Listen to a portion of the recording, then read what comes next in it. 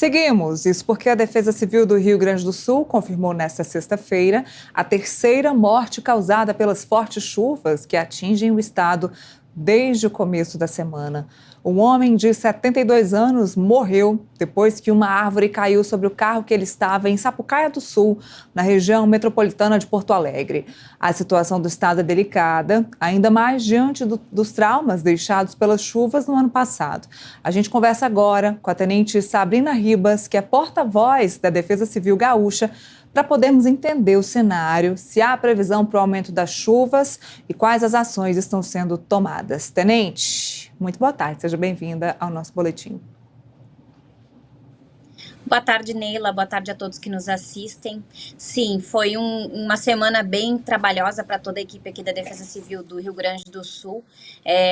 Hoje, o nosso último relatório dá conta de 98 municípios aqui do estado que reportaram algum dano ou alguma intercorrência, né, em relação a essas fortes chuvas que foram bastante expressivas, bastante volumosas, persistentes e que acabaram trazendo uma série de transtornos. A gente teve inundações, né, elevação de vários rios, alagamentos pontuais em muitas cidades e também alguns temporais que trouxeram queda de granizo, ventos e aí os transtornos decorrentes desse tipo de fenômeno. Existe alguma ação diferente do Estado e da Defesa Civil que foi tomada no ano passado? Ou seja, o Estado percebeu que no ano passado algumas ações deveriam ter sido tomadas antes e hoje isso está sendo tomado, tido como exemplo? A Defesa Civil do ano passado para cá, ela se estruturou de uma maneira melhor, nós recebemos reforço de efetivo, reforço de equipamentos, estamos melhorando a questão da nossa capacidade de monitoramento. Hoje a gente tem no estado, né, que foi nos informado pelos municípios, cerca de 2.000 pessoas que estão em abrigos públicos, que são aquelas pessoas que saíram de casa em decorrência do desastre e precisaram de apoio do poder público e cerca de 4.000 desalojadas. A gente notou assim que houve digamos, um acatamento muito maior assim das orientações das defesas civis e das defesas civis dos municípios, né? Nós fizemos uma articulação muito forte para que se tomassem as atitudes, né, as medidas de prevenção previstas em plano dos municípios com antecedência, de forma ordenada, organizada, sem pânico. E nós notamos que até o próprio cidadão nesse ano, né, nesse evento, acabou acatando, né, e obedecendo muito mais às ordens dos agentes públicos. O pessoal realmente está nos abrigos, foi muita gente que foi retirada de maneira preventiva, né, antes da água subir. Então, a gente nota que todos trabalhando juntos, né, tanto o poder público quanto a população, a gente diminui significativamente essa questão dos danos humanos. Tenente, o que ainda está pesando no estado desde o ano passado? O que ainda ficou como consequência das chuvas de 2024 para cá?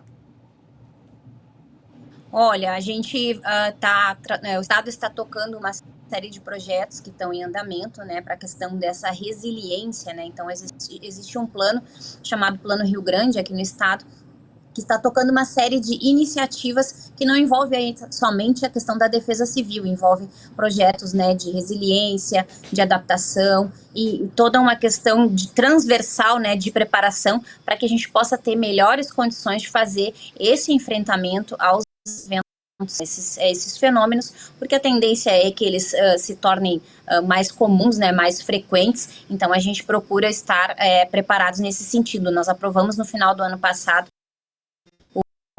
a política estadual de proteção e defesa civil, que amarrou uma série de pontas, né, de ações de várias secretarias transversais, envolvendo a população, envolvendo ações de educação, de estruturação. Então, acredito que nós estejamos com um pouco melhores condições, né, de fazer esse enfrentamento. Existe alguma previsão para que esse ano aconteça as chuvas aconteçam da mesma forma que foi o ano passado? Claro, o ano passado foi atípico, mas existe alguma expectativa de que isso aconteça também neste ano?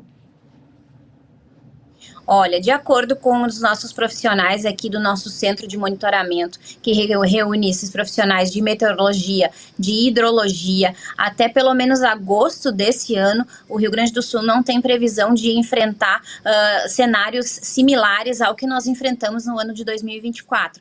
De acordo com essa que nós estamos enfrentando agora, que são essas inundações, essa chuva expressiva, ela é comum para essa época do ano, acabou até superando um pouco a nossa previsão ali. Nós tivemos, por exemplo, municípios que registraram mais de 4 horas de chuva ao longo de 96 horas, o que é bastante, né, e que causa toda essa série de transtornos associados.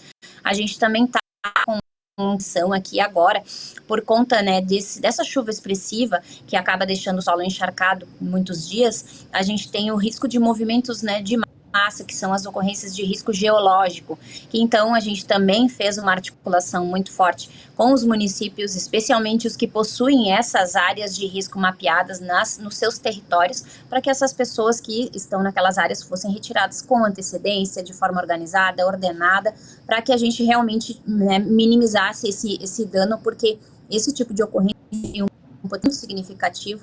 Então, se a gente retira as pessoas dessas áreas, a gente minimiza o impacto. A senhora pode explicar para a gente o que o governo, o que a Defesa Civil já estão fazendo com antecedência para evitar que chegue-se no ponto que chegou o ano passado? Bom, nós aqui estamos, do ponto de vista da Defesa Civil, né, nós estamos, o ano passado já tínhamos iniciado essa contratação de um radar meteorológico aqui para a região metropolitana de Porto Alegre, que cobre, a partir do ponto de instalação, um raio de mais de 150 quilômetros. Esse processo já tinha se iniciado antes mesmo da enchente, da grande inundação que nós tivemos em 2023. Culminou com essa instalação ano passado, e a gente tem uma série de outros projetos, outros 3 radares similares a esse, que farão a longitudinal-casting em todo o estado do Rio Grande do Sul, a contratação também de estações meteorológicas, são 130 equipamentos que vão ser instalados em pontos, né, vários pontos do estado, para monitorar tanto a questão de chuva, como também monitoramento hidrológico, né, a modelagem hidrodinâmica, para verificar como que os rios vão e poder fazer essa previsão mais assertiva aqui para a população. A gente também fez uma mudança recente na nossa emissão dos alertas, né? Nós identificamos que o cidadão estava muito sensibilizado, recebia qualquer alerta e ficava muito, né, angustiado. Então, comunicação, fazer para cada evento previsto e orientar a população que deve agir frente a cada grau de severidade. Então, são várias frentes que se está trabalhando para que a gente possa fazer, né, essa previsão, a parte de preparação e estarmos com melhores condições, nós todos, né, não somente o poder público, também os municípios que fazem esse enfrentamento mais direto ali no desastre, né, que tem a atribuição legal de fazer esse atendimento numa primeira instância, de estarem capacitados, de terem condições com equipes, com equipamentos, para poderem dar o melhor atendimento à população em eventuais casos como esses. Para a gente encerrar, Tenente, existe alguma área ou algum município que está sendo monitorado assim com mais cautela por conta do que aconteceu no ano passado? Olha, em relação a esse ano, ao que nós estamos acompanhando, a gente teve alguns municípios na região central do estado, a região das cidades de Mata, Toropi, Jaguari, que foram bastante afetadas. Nós instalamos um gabinete de crise com o nosso pessoal lá para apoiar a gestão dos municípios no restabelecimento de serviços essenciais, de população, especialmente o pessoal que está em abrigos públicos. Então, nosso pessoal já está lá desde terça-feira fazendo esse apoio, esse assessoramento. A gente tem agora ainda uma preocupação com a questão da resposta hidrológica, que é como o rio vai se comportar, né, as bacias. Então, nós estamos monitorando a questão do Vale do Taquari, Vale do Paranhana, aqui mesmo em Porto Alegre também. Então, para a gente poder fazer as melhores previsões e orientar a população. Tenente Sabrina, muito obrigada pela disponibilidade, pela gentileza de falar conosco aqui no Boletim Metrópolis. E a gente espera, claro, que nada que aconteceu ano passado chegue até o Rio Grande do Sul neste ano novamente. Muito obrigada. Obrigada, seguimos à disposição por aqui.